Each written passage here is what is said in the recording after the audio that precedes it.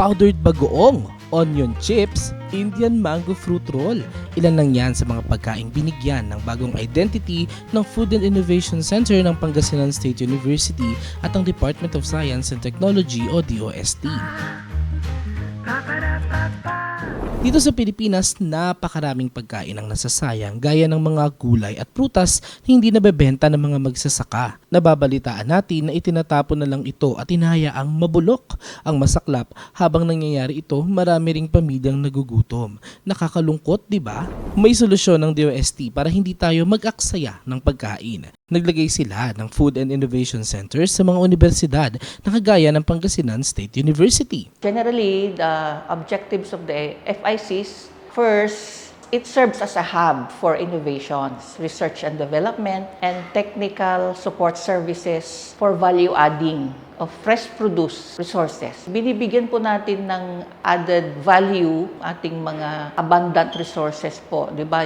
Usually po na nasisira na. We have to convert it to something that is more valuable. Strategic ang pagkakaroon ng FIC sa loob ng PSU campus dahil nakakatulong ito ng malaki sa mga estudyante.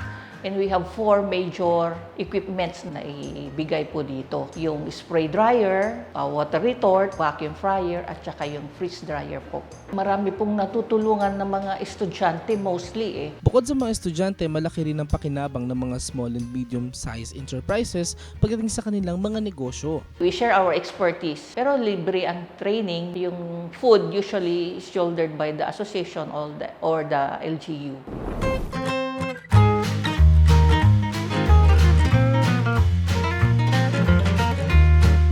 Mga pang-commercial namin, yung aming vacuum fried onion, kasi maraming onion dito, vacuum fried squash, the vacuum fried okra, tomato salsa, binagoong bangos, mango fruit roll, madami pa po. Nakita na ba kayo ng vacuum-sealed kalamay? Ang vacuum sealing technology ay isa lamang sa mga paraan na ginagamit para pahabain ang buhay ng mga food products. Kapag vacuum sealed siya, may increase po yung shelf life.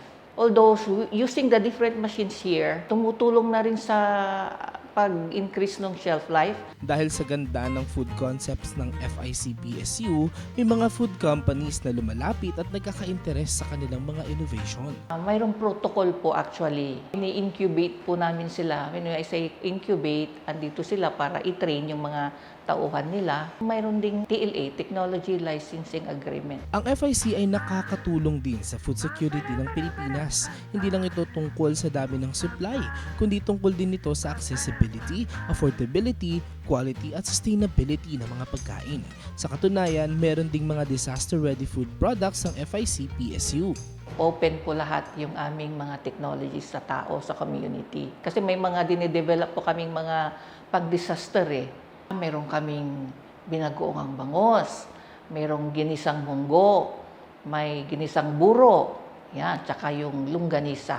Mahalaga din na magkaroon ng training ang mga magsasaka pagdating sa food innovation. Kadalasan kasi ang mga farmers ang pinakaapektado kapag sobra ang kanilang mga inaning prutas at gulay.